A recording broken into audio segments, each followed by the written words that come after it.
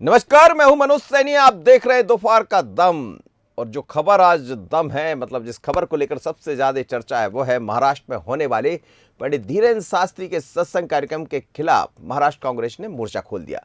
पंडित धीरेन्द्र शास्त्री के खिलाफ महाराष्ट्र प्रदेश कांग्रेस अध्यक्ष नाना पटोले ने मुख्यमंत्री एकनाथ शिंदे को चिट्ठी लिखकर धीरेन्द्र शास्त्री को महाराष्ट्र में एंट्री न देने की मांग की है। इस पत्र में उन्होंने कहा है कि मुंबई से सटे मीरा भाईंदर इलाके में बाबा बागेश्वर धाम के कार्यक्रम को इजाजत नहीं दी जाए। बता दें आपको, 18 और 19 मार्च को बाबा बागेश्वर धाम का 2 दिनों का कार्यक्रम यहां होने वाला है।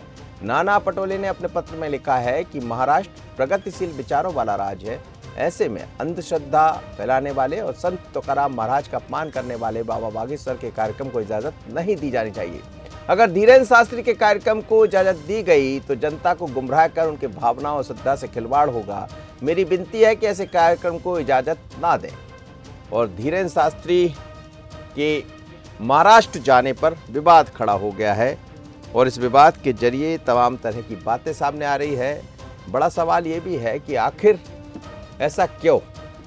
क्या धीरेन्द्र शास्त्री के जाने से अंधविश्वास फैलता है? और आपको याद होगा, महाराष्ट्र में भी जब नागपुर पहुंचे थे तो उस दौरान भी कुछ ऐसी ही बातें सामने आई थी, जिसका काफ़ी हंगामा भी हुआ था और राष्ट्रीय स्तर पर इन बातों को उठाया भी गया था।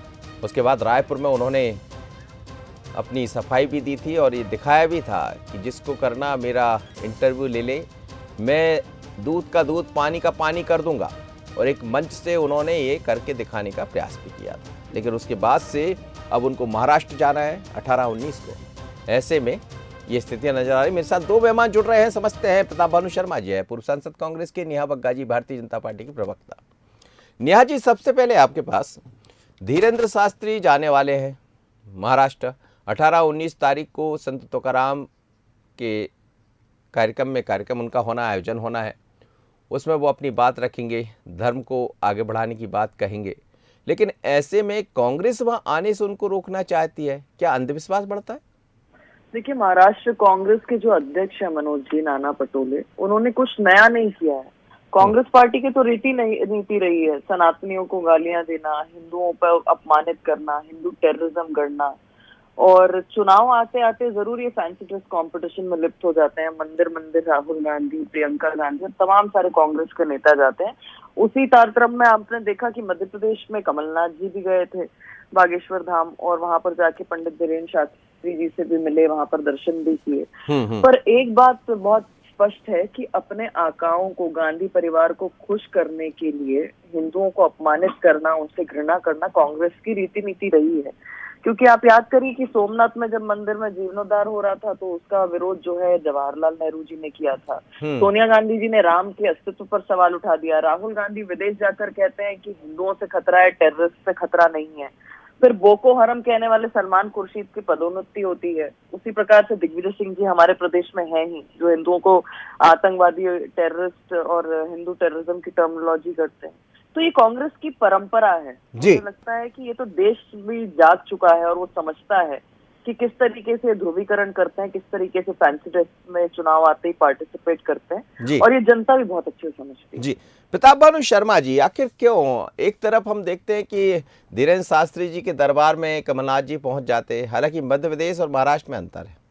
और फिर महाराष्ट्र में जब वो पहुंचते हैं तो वहां पे विरोध होना शुरू हो जाता।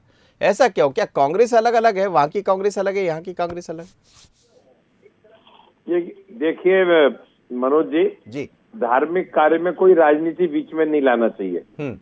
और कम से कम ऐसे बड़बोलेपन तो नहीं बोलना चाहिए कि जो पंडित नेहरू जी के समय में पैदा भी नहीं हुई हो और नेहरू जी के नाम का दुरुपयोग करें अपने स्टेटमेंट में। आप खेत की बात करें और वो खलिहान पे जवाब दें, ये हर जगह राजनीति करना उचित नहीं है।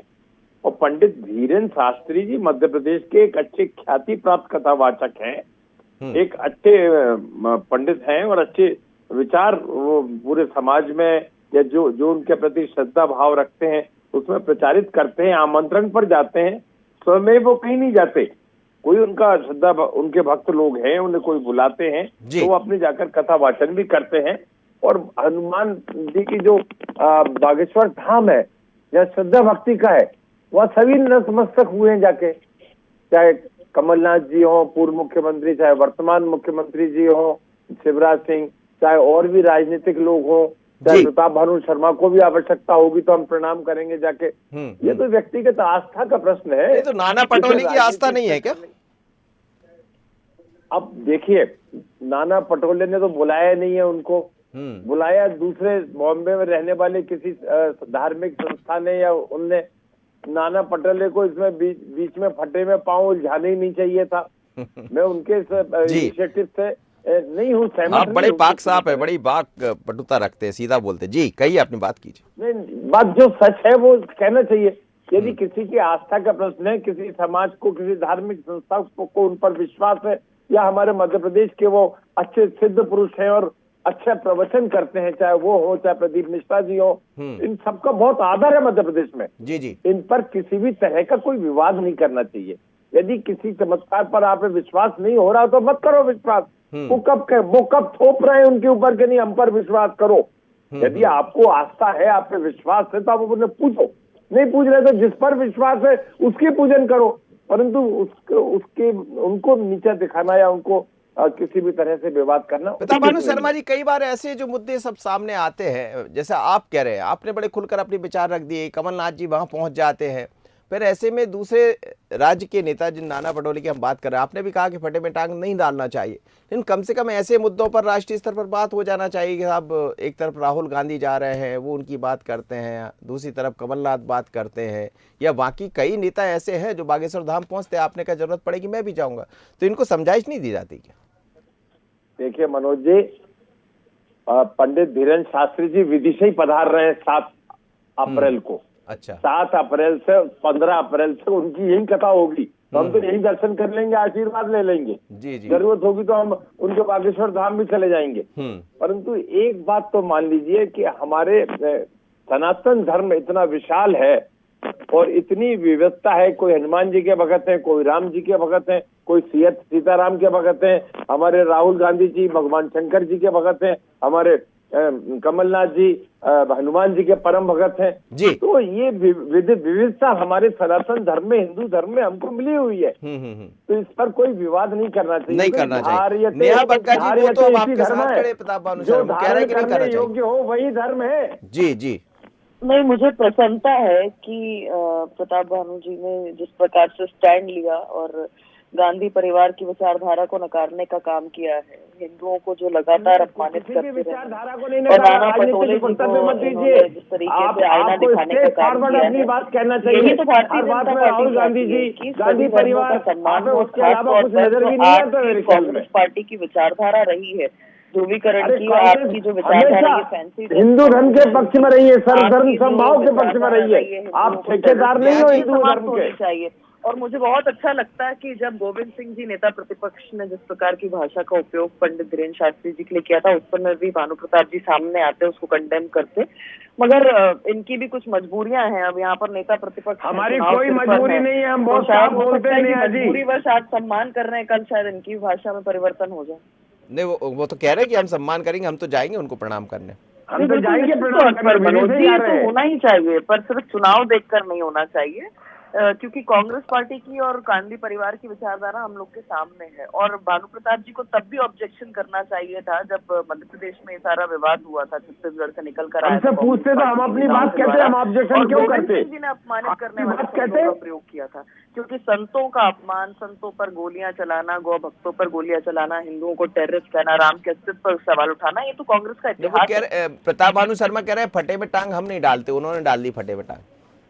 हाँ, बिल्कुल सही कह रहे हैं। मैं तो कह रही हूँ ना कि नाना पटोले का आज ये जिस तरीके से कंडेम कर रहे हैं, और मुझे लगता है कि इन्हें गांधी परिवार का भी करना चाहिए, और मध्य प्रदेश में जो नेता प्रतिपक्ष है गांधी परिवार का भी करना चाहिए। गांधी परिवार जवाब ले लेता हूं आपकी बात पर।